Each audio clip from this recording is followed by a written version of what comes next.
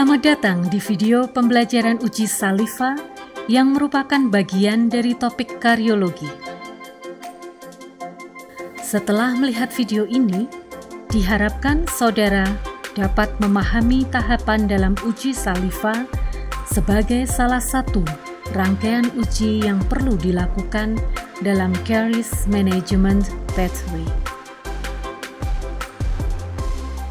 Saliva berfungsi untuk memproteksi gigi dengan cara sebagai berikut: menetralisasi asam di dalam rongga mulut, membasuh atau flushing adanya asam di dalam rongga mulut, beraksi sebagai lubrikan, membentuk pelikel pada permukaan gigi, dan sebagai medium penghantar kalsium, fosfat, dan fluor pada permukaan gigi. Tujuan dari uji saliva adalah: yang pertama, mengukur parameter saliva yang dapat memberikan informasi mengapa saliva tidak berfungsi optimal sebagai faktor proteksi karies. Yang kedua, hasil uji tersebut dapat digunakan untuk membantu penegakan diagnosis serta mengetahui penyebab dari masalah. Sedangkan yang terakhir dapat digunakan untuk mendesain tindakan preventif yang tepat atau program remineralisasi dan desain perawatan yang melibatkan pasien serta membantu dokter gigi dalam memilih dental material yang tepat sesuai dengan kasus yang dihadapi. Dengan melakukan uji saliva, terdapat beberapa keuntungan, yaitu yang pertama, sebagai alat edukasi. Hasil pemeriksaan saliva dapat disampaikan kepada pasien berikut penyebab terjadinya kondisi tersebut.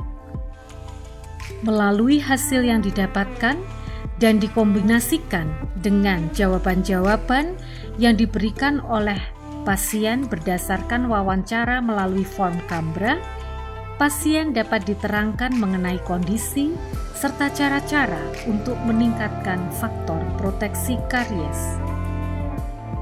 Selanjutnya, uji saliva digunakan untuk membantu menemukan faktor-faktor yang menyebabkan disfungsi saliva. Dengan melakukan uji saliva dan wawancara kepada pasien, maka operator atau dokter gigi dapat menentukan faktor-faktor yang menyebabkan saliva tidak dapat berfungsi secara optimal sebagai faktor protektif karies. Misalnya, adanya dehidrasi, kebiasaan merokok, penyakit sistemik yang diderita pasien seperti adanya kegagalan ginjal kronis, keadaan patologis glandula salivarius, kondisi hormon, penggunaan obat-obat terlarang, atau efek samping dari obat-obatan yang dikonsumsi pasien. Yang terakhir, uji saliva merupakan panduan untuk menegakkan diagnosis dan menyusun desain perawatan pencegahan. Setelah mengetahui hasilnya, operator dapat menawarkan bagaimana menjaga dan meningkatkan perawatan pencegahan bagi pasien.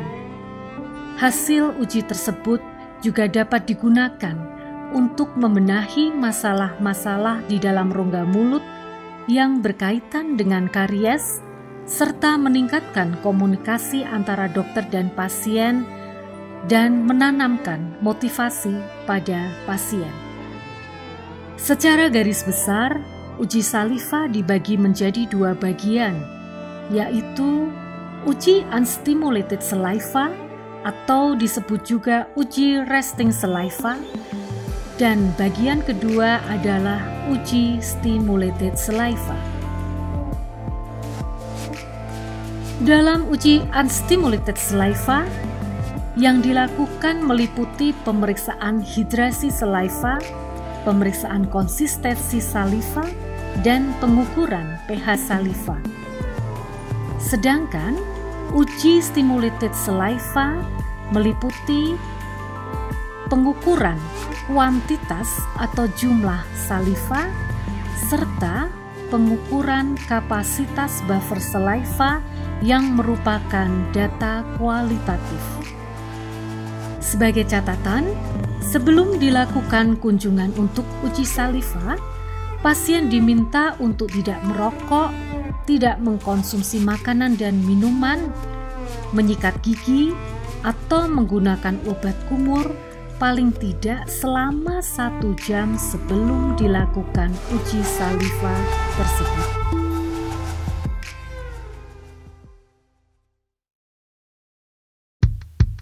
Sebelum memulai uji saliva, terlebih dahulu kita kenali alat dan bahan yang digunakan. Berikut adalah alat-alat yang digunakan untuk keperluan pemeriksaan intraoral. Yang pertama adalah diagnostik set, terdiri dari pinset, sonde dan probe, ekskavator, serta kaca mulut yang ditempatkan pada bengkok. Cotton roll,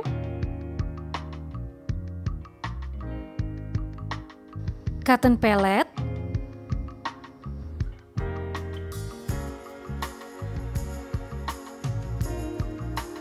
gelas kumur, tempat kapas, dan tempat untuk meletakkan berbagai strip pemeriksaan. Sarung tangan,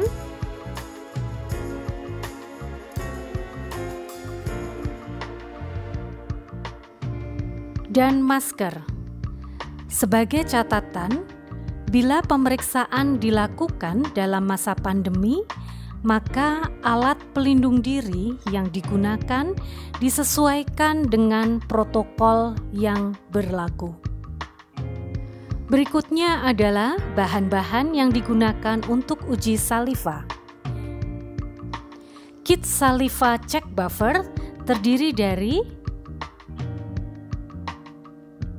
strip pH untuk mengukur pH saliva, parafin untuk menstimuli saliva,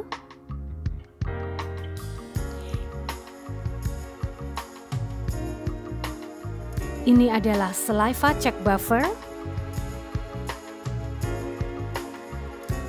kemudian cup untuk menampung saliva, dan yang terakhir adalah pipet untuk mengambil saliva yang nantinya akan diteteskan pada strip buffer. Selanjutnya adalah kit yang digunakan untuk edukasi berupa disclosing gel yang diusapkan pada seluruh permukaan gigi. Jangan lupa siapkan cermin yang digunakan untuk berkaca pasien sehingga pasien dapat melakukan komunikasi interaktif dengan dokter dengan melihat kondisi rongga mulutnya.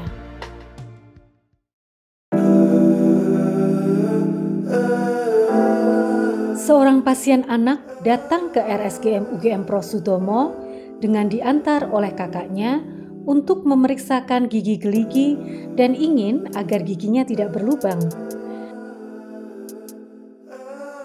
Dokter melakukan edukasi mengenai karies serta menjelaskan tujuan dan tahapan dalam uji saliva. Setelah pasien dan atau orang dewasa yang menyertainya paham dan menyetujui untuk dilakukan uji, maka pasien dipersilahkan duduk di dental unit untuk mulai dilakukan uji saliva.